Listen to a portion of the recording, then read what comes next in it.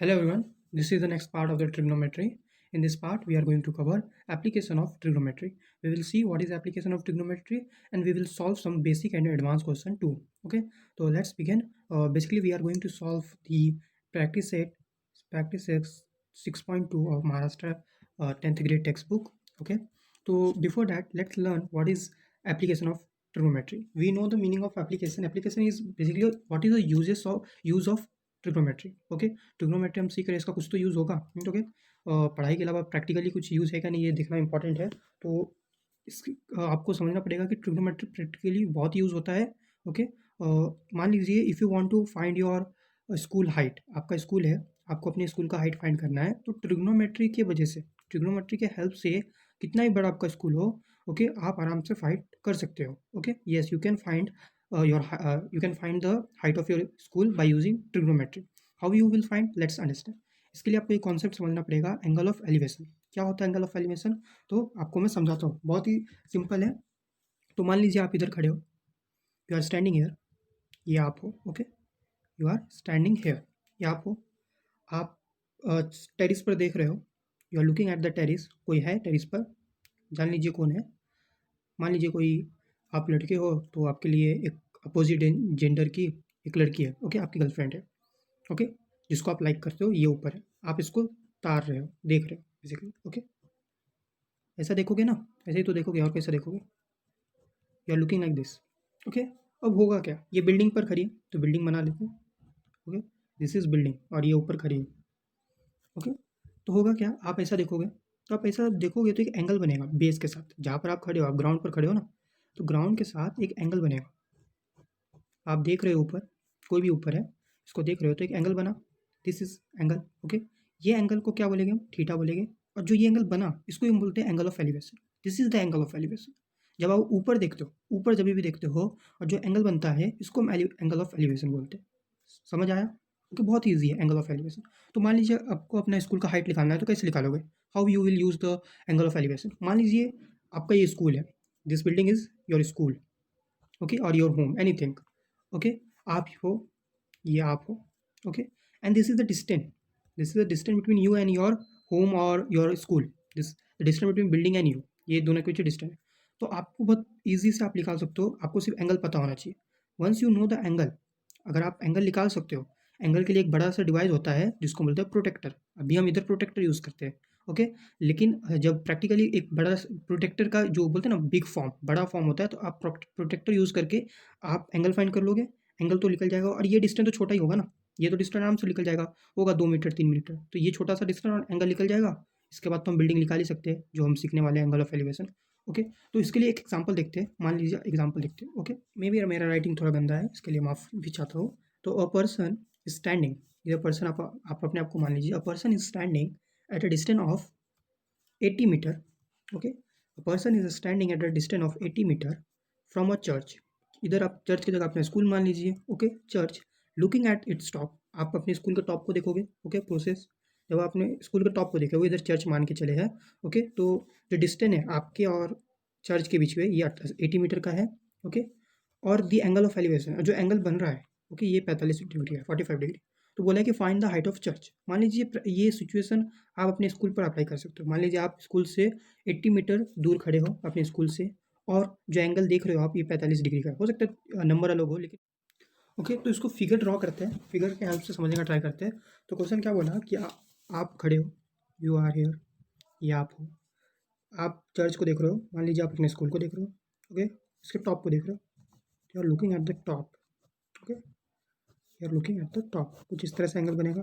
Okay, figure का थोड़ा problem हो सकता है, मुझे ड्राइंग पसंद नहीं है। ओके, तो ऐसा आप, ये चर्च है, स्कूल है, जो मानना है मान लीजिए, ये आप हो। ओके, ये डिस्टेंस है आपके बीच के, चर्च के बीच के, जो बताया है 80 मीटर।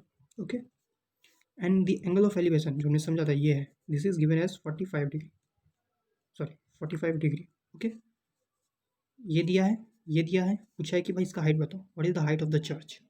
ओके, तो हमने ट्रिग्नोमेट्री सीखा है।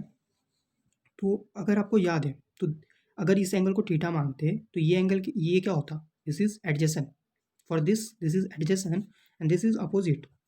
तो इससे हमें साबित होता है कि एक रेशियो याद आता है कि tan theta is equal to what is tan theta is equal to, बताओ क्या होता है, अपोजिट बाय एडजेसेंट।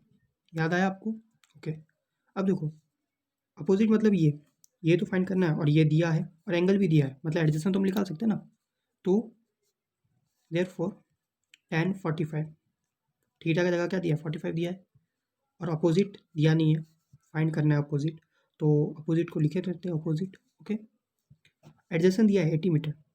ओके अब tan 45 क्या होता है, बताओ बताओ, करेक्ट 1 होता है, याद हो जाना चाहिए था आपको। ओके 1 होता है tan 45, एंड अपोजिट का ये कुछ ओपो वीवो कुछ नहीं है, दिस इज अपोजिट। ओके इसको कुछ और मत समझ लेना। ओके 80, अब इधर डिवाइड भी इधर जाएगा तो मल्टीप्लाई भी हो जाएगा, therefore opposite side that is church का height. Okay that is the height of the church, ये इधर डिवाइड भी इधर जाएगा तो मल्टीप्लाई होगा, 80 1 जा 80, और आंसर मीटर में, तो the height of the church will be 80 metre. Okay अगर डिग्री अलग होता तो आंसर अलग आता। ओके अब इधर 80 और इधर अपोजिट ये भी 80 है, ये भी 80 है, तो हर बार जरूरी नहीं है सेम आएगा, it's all depend on the given information. लेकिन प्रोसेस सिंपल है कि अगर ये दिया है तो tan थीटा लगा के ये निकाल देंगे। मान लीजिए ये दिया होता, अगर ये दिया होता तो ये भी तो निकाल सकते थे ना, सेम प्रोसेस। ओके और मान लीजिए दोनों दिया है, एडजेसेंट भी दिया है अपोजिट भी दिया है, then we can easily find the theta निकाल लेते थे। ओके मतलब दो चीज़ दिया है और एक चीज़ गायब किया है, तो तीसरा चीज़ हम निकाल सकते हैं। सिंपल है सिंपल है। इस पर हम और क्वेश्चन देखेंगे, लेकिन इससे पहले एक और कॉन्सेप्ट सीखना है, that is angle of depression. Okay ये क्या होता है? Okay now we will see angle of depression. क्या सही बोला ना, angle of depression, may be गलत प्रोनाउंस कर दिया होगा, लेकिन I think it is angle of depression. चलिए नाम में क्या रखा है, लेकिन सीखते हैं एंगल ऑफ डिप्रेशन। सही बोल रहा हूँ, depression depression. Okay let it be. तो ये क्या होता है, अब देखिए हमने एंगल ऑफ एलिवेशन में क्या देखा था कि आप नीचे से ऊपर देख रहे हो, नीचे से ऊपर देख रहे हो। ऐसा भी तो हो सकता है आप टेरिस पर हो, मान लीजिए टेरिस बना लेते हैं, दिस इज टेरिस। ओके सीधा होता है टेरिस, तो दिस इज टेरिस। आप हो सकता है ना भाई, आप हो, आप टेरिस पर हो। ओके और नीचे से आपके पापा आ रहे हैं, तो आपने देखा आप खेल रहे हो टेरिस पर, नॉर्मली ग्राउंड पर खेलते हैं, लेकिन मान लीजिए टेरिस पर खेल रहे हो, आपने देखा कि आपके पापा है, तो आप कैसे देखोगे, how will you look, you will look like, ऐसा देखोगे,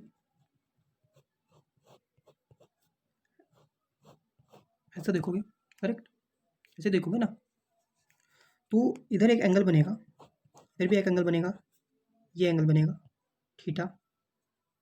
ओके इधर भी एंगल बनेगा ना, भी इसके साथ ग्राउंड हवा के साथ एक एंगल बनेगा, दैट इज थीटा, आप जब नीचे देखोगे। ओके तो अगर आप ध्यान से देख रहे हो तो ये थोड़ा जेड नहीं हो गया, और जब ये जेड होता है तो आपको पता होगा कि ये थीटा इसके बराबर होगा। क्यों होगा भाई, नाइन्थ में सीखे होगा अल्टरनेटिव एंगल, कुछ सीखे क्या भूल गए? ओके तो this both are what, this both are alternative angle, ये दोनों पैरेलल है ना, देखो ना, ये तो दोनों तो पैरेलल है, थोड़ा यूज़ करिए ट्रायंगल का रूल, तो ये और ये क्या होगा, इक्वल होगा ना। तो अगर मैं ऊपर से नीचे देखता हूँ तो ये एंगल बनेगा, and this angle is called angle of depression, क्योंकि ये ऊपर से मैं नीचे देख रहा हूँ। अगर मैं नीचे से ऊपर देखता हूँ तो एंगल ऑफ एलिवेशन, ऊपर से नीचे देख रहा हूँ तो एंगल ऑफ डिप्रेशन, और angle of depression will always equal to angle of elevation, क्योंकि इसको ही तो हम एंगल ऑफ एलिवेशन बोलते हैं। मान लीजिए उल्टा होता, आपके पापा जी आपको ऊपर देख रहे हैं, तो ये हो जाता है एंगल ऑफ एलिवेशन। मतलब क्या कि angle of elevation, angle of elevation is equal to angle of depression. थोड़ा डिफरेंट आ सकते हैं कि कभी हो सकता है कि एंगल ऑफ डिप्रेशन का रसम दिया हो, एलिवेशन का दिया हो, लेकिन दोनों इक्वल होता है। देखिए समझा ना, क्योंकि अल्टरनेटिव एंगल, ये एंगल और ये एंगल क्या होगा, इक्वल होगा। This angle is angle of depression and this angle is angle of elevation, and both are equal, why, because both are alternative angle of a parallel line. समझा आपको? इसके ऊपर भी एक क्वेश्चन देख लेते हैं। ओके तो क्वेश्चन रीड करना स्टार्ट करता हूँ। From the top, from the top of a building an observer is looking at a scooter parked it some distance away, makes an angle of depression of 30 degree. If the height of the building is 40 meter, find how far the scooter is from the building. Okay और एक और चीज़ दिया है कि √3 is equal to 1.73। Okay question समझा नहीं समझा? मैं समझा तो बहुत इजी क्वेश्चन है, समझ गया हो। ओके तो क्वेश्चन क्या कहता है कि एक बंदा, आप भी मान लो अपने आप को एक बंदा, ये स्कूटर को देखता है, ये किसको देख रहा है, स्कूटर को देख रहा है। तो ऐसे देखिएगा, ऐसे देखोगे ना, और कैसे देखोगे, ओके। तो ये बिल्डिंग है, बिल्डिंग से देख रहा है, ओके ओके। तो ये ट्रायंगल बन गया। अब क्या देख रहा है, तो एंगल ऑफ डिप्रेशन, तो डिप्रेशन तो समझ गए होगा, मतलब ये एंगल का बात चल रहा है।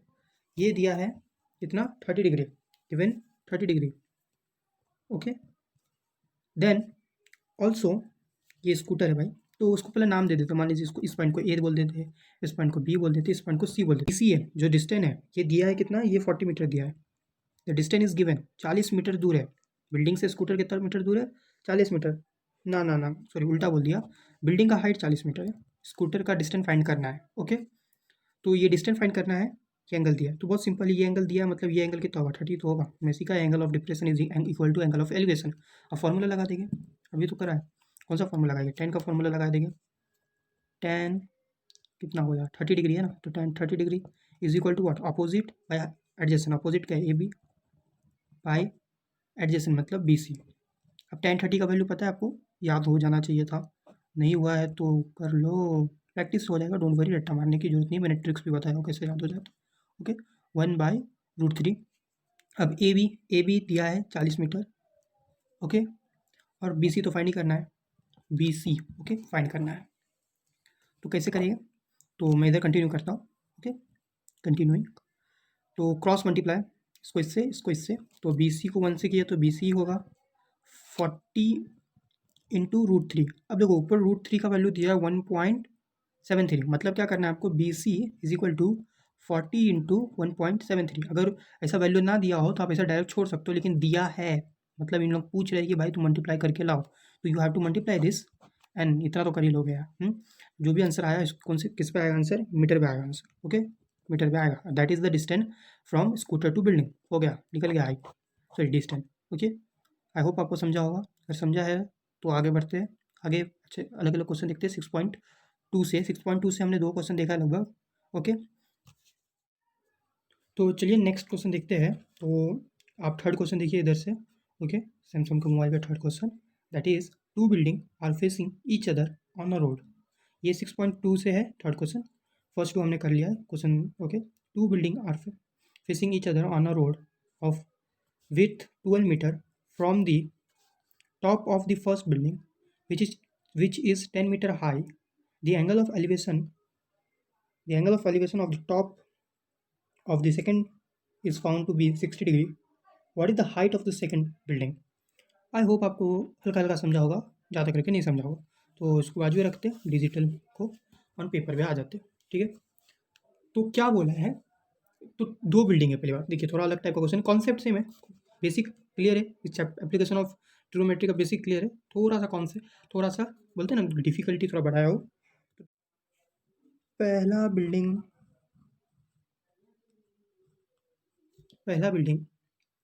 ओके, और दूसरा बिल्डिंग। अभी मैंने दोनों का हाइट सेम बनाया हो, क्वेश्चन जैसे बोलेगा तो एक का हाइट छोटा कर देगा, हाइट बड़ा कर देगा, सिंपल है, ओके। तो two building are facing each other on the road of width 12 metre, दोनों के बीच का जो डिस्टेंस है ये 12 मीटर का है। ये कितने मीटर का है, 12 मीटर का है, ओके। तो दो बिल्डिंग है, दोनों के डिस्टेंस, अभी इसको आप बिखर मत समझ लेना, ये बिल्डिंग 1 बिल्डिंग 2, और दोनों का डिस्टेंस का between 12 metre, okay. From the top of the first building which is 10 metre high, from the top of the first building मतलब इसके टॉप से जो 10 मीटर है भाई, इसके टॉप से जो 10 मीटर है, इस बिल्डिंग का हाइट दिया है 10 metre, okay. The angle of elevation of the top of the second building is found to be 60, okay. मतलब ये बिल्डिंग बड़ा है, इसके टॉप से मैंने इसके टॉप को देखा, मतलब ये बिल्डिंग बड़ा है, ये बिल्डिंग छोटा है, तो इसको बड़ा कर देते हैं, सिंपल है, थोड़ा हाइट बढ़ा देते हैं, ओके।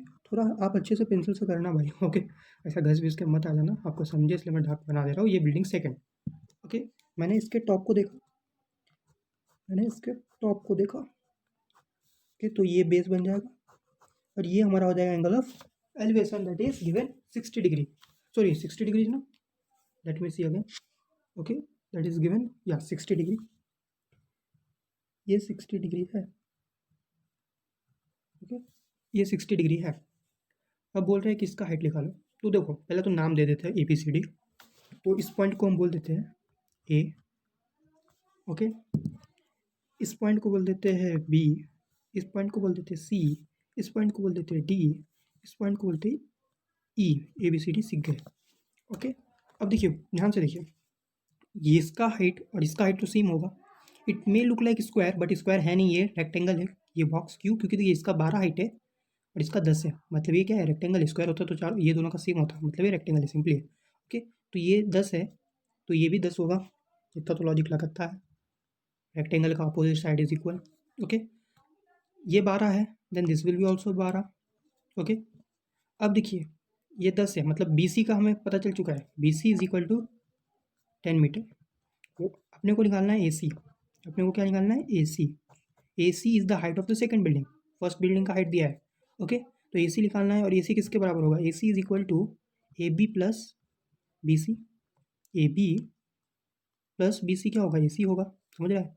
इस वजह से हमें AB नहीं पता है और BC तो पता है 10 मीटर, मतलब हमें AB का डिस्टेंस निकालना है। AB निकालना है, एक बार AB निकल गया, बाकी सब निकल गया। अब हम AB निकालते हैं। How to find AB? ध्यान से देखिए।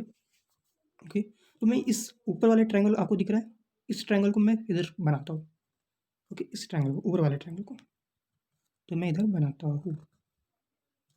ओके, तो ऐसा कुछ ट्रायंगल है। तो ये A है और ये B है और ये E है। ओके, और ये 60 है, करेक्ट, और ये 12 है। ये 12 है, क्यों है? पता चल गया है, because DC is equal to EB, opposite side of a rectangle is equal. We already know this. Okay, अब तो हिंदी है भाई, समझ गया सर, खत्म, मुद्दा खत्म। ओके, ये 12, ये 60, तो फार्मूला लगा दो ना, 10 theta is equal to opposite, that is AB by adjacent EB। Okay, tan theta, theta क्या है? थीटा 60 है, यानी AB क्या है? AB पता नहीं है, EB 12 है। ओके, अब 1060 किसके बराबर होता है? देखो मैं इधर थोड़ा सा घसर मसर हो सकता है कि मैंने ठीक से नहीं लिखा हो, आपको लिखना है, लेकिन आपको समझ आ रहा है, मैं तो उम्मीद कर रहा हूँ। तो 1060 होता है √3, याद हो जाना चाहिए। ओके, AB की जगह पर AB रहने दीजिए, 12 की जगह पर 12 रहने दीजिए। अब इसको कंटिन्यू कर रहा हूँ मैं। ओके, पेपर वैसा मत लिखना, एरो डाल डाल के सीक्वेंस वाइज लिखना। ओके, मेरे पास जगह नहीं है, इसके लिए सॉरी, इसलिए मुझे ऐसा करना पड़ रहा है, लेकिन कॉन्सेप्ट समझना इंपॉर्टेंट है आपको, क्योंकि आप पेपर अभी नहीं लिख रहे हो, यू आर जस्ट लर्निंग। तो लर्निंग के टाइम पे कैसा भी करो, कॉन्सेप्ट समझना अल्टीमेटली इंपॉर्टेंट है, and I hope you are understanding the concept. Okay, अब AB/12, 1060 का वैल्यू लिख दिया मैंने। ओके, तो AB निकालना है, तो AB को एक साइड रखिए, √3 इंटू, इधर डिवाइड पे इधर जाएगा तो multiply, and this is the your final answer. ना बाबा, this is not your final answer. Okay, तो ये आपका वैल्यू निकल गया AB का। क्या निकला AB का वैल्यू? AB का निकला 12√3। AB का वैल्यू निकला 12√3। ओके, अब हम आते इधर। ओके, तो AB का वैल्यू पता चल चुका है, 12 plus 10, this is your final answer. अभी बहुत लोग हो गए, दोनों को प्लस कर देगा, 12 प्लस 10 22√3। कभी ना करना, क्योंकि this both is in multiplication and it is in plus. Okay, करना है, प्लस का शौक है तो पहले इन दोनों को मल्टीप्लाई कर लो। 1.73 √3 का वैल्यू होता है, 12 से मल्टीप्लाई करो, फिर 10 से प्लस करना, या फिर आप इसे आंसर छोड़ सकते हो मीटर पे लिख कर। Okay, this is the height of the second building. हो गया सॉल्व। ओके,